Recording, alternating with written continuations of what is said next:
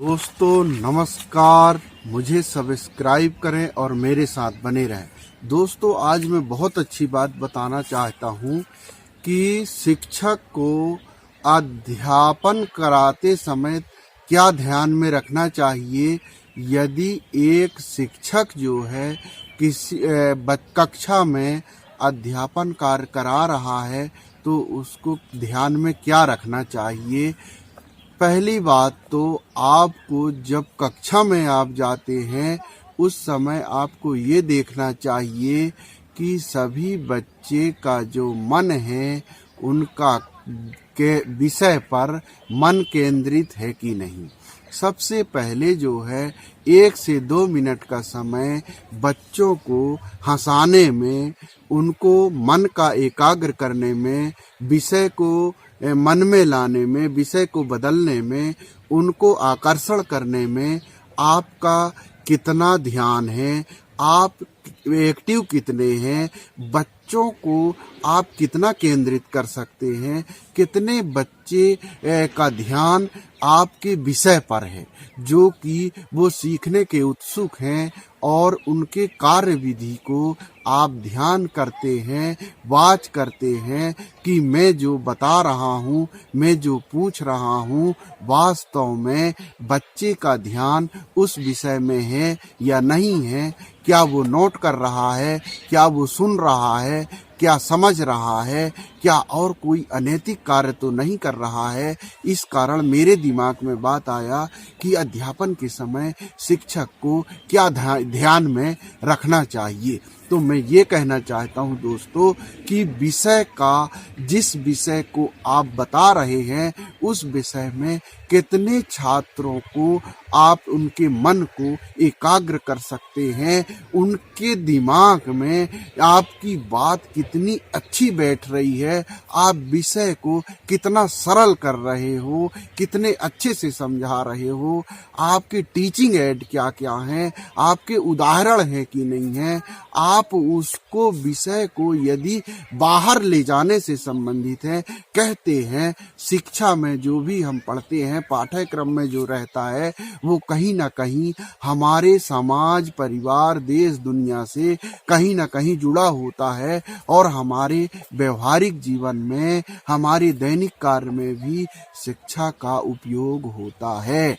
इसलिए मेरा कहना ये है कि यदि विषय बाहर का है तो उनके मन को बाहर ले जा करके उदाहरण सहित केंद्रित करें, जिससे कि बच्चा को बिना याद किए उसको उदाहरण के द्वारा भी कुछ चीजें वो सीख सकता है और अपने परीक्षा की कॉपी में उसको लिख करके अपने अंक अर्जित कर सकता है। और जब हम प्रैक्टिकल रूप से बताते हैं, उदाहरण के साथ बताते हैं, तो बच्चा जो है हमेशा याद रखता है कि किसी शिक्षक द्वारा मुझे कुछ ना कुछ बताया गया था जो मेरे जीवन में कभी ना कभी काम आएगा और आता है। हम स्कूलों में जो सीखते हैं, हम जो शिक्षक के द्वारा सीखते हैं, जो पढ़ते हैं, वही हमारे जीवन में कहीं ना कहीं काम आता है। इसलिए शिक्षक जो बताता है उसको बच्चों को भी ध्यान रखना चाहिए। इसका कर्तव्य जो है शिक्षक का होता है, अध्यापक का होता है, गुरुजी का होता है। मेरा कहना ये है दोस्तों कि हम जैसे होंगे वैसे हमारे शिष्य होंगे। तो कई एक पुरानी कहावत है, जैसा गुरु वैसा चेला। तो चेला जो है यदि ये साबित कर ले कि कौन सी चीज सही है और कौन सी चीज गलत है, तो वह चेला गुरु से 1 कदम 2 कदम आगे हो सकता है। ये मेरा प्रैक्टिकल किया हुआ है। मैं अपने जीवन की कहानी भी बता दूंगा तो भी आपको लगेगा कि नहीं, हाँ आप सही बोल रहे हैं। इसलिए मैं ये कहता हूँ कि जब तक बच्चे के मन को आप केंद्रित नहीं करेंगे, उसका मेन चीज होता है बच्चे के कार्य विधि जो होती है, वो टीचर को विशेष रूप से ध्यान होना चाहिए।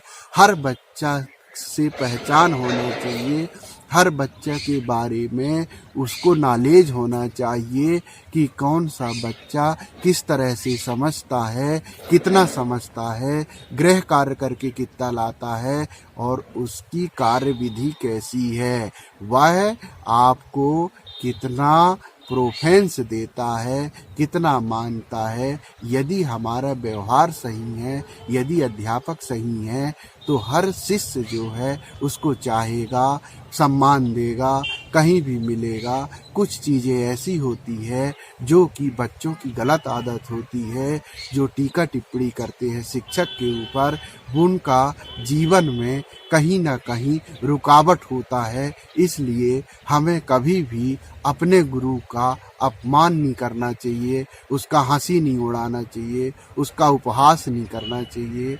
इसलिए शिक्षक को ये भी ध्यान होना चाहिए कि हम जो है बच्चों के साथ मजाक करें, लेकिन ऐसा करें कि उसको उस चीज़ का एहसास ना हो और वह आपके बताए गए कार्य को अच्छे से कैसे समझें, सरलता से कैसे समझें।